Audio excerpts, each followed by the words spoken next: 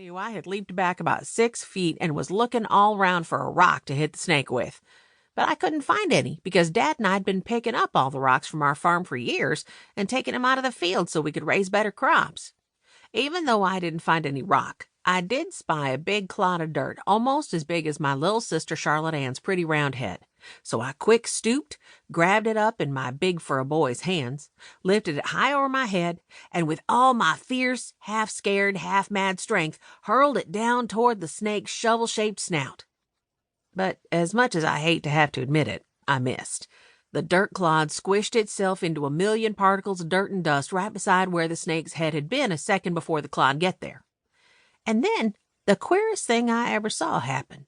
That big 40-inch long, yellowish-red snake all of a sudden opened its mouth wide and began to twist itself into and out of several kinds of knots as though I had actually hit it and injured it terribly.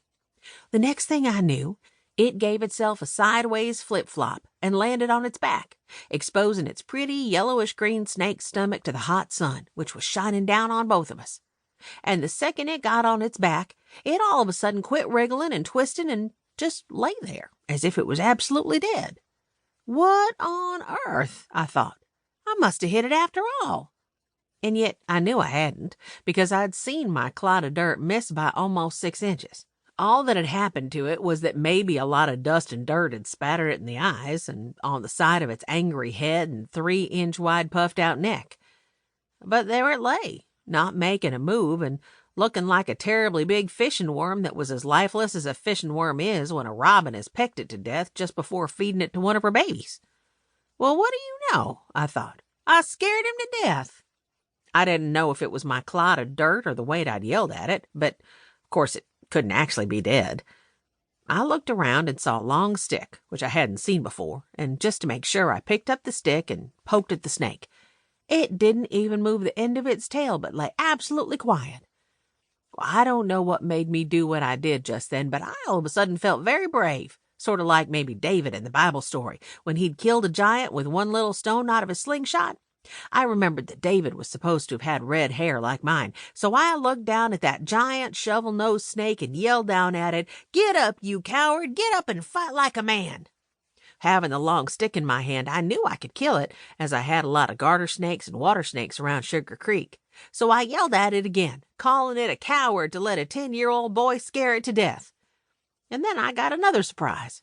From the direction of the iron pitcher pump, which is right close by the stile that we go over to go to school in the fall and winter and spring, I heard a boy's yell.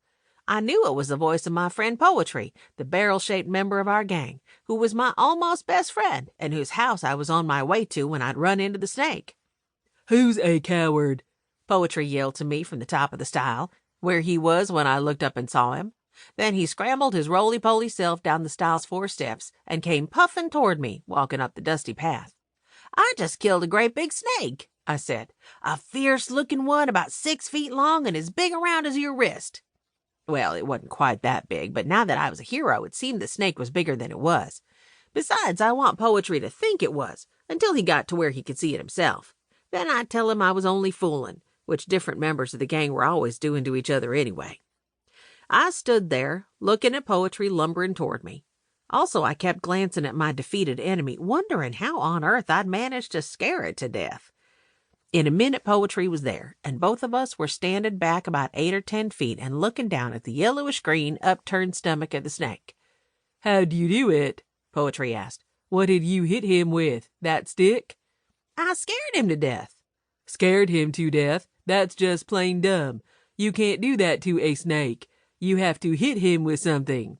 "I did," I said, with a mischievous grin in my mind. "I threw my voice at him, and it hit him, and he just twisted himself up into a couple of knots, like a boy does when he gets the cramps from eating green apples, and he plopped himself over on his back and died right in front of my eyes.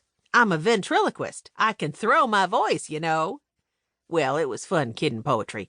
Then I told him I'd missed the snake with a clod of dirt, but he died anyway. "Maybe there was a rock in the clod," Poetry said. "And when the clod hit the ground 6 inches from his head and burst in pieces, the rock flew out and hit him on the head, and it just sort of accidentally killed him." Well, that reminded me again of red-haired David. If there was anything in the world I'd rather do than anything else,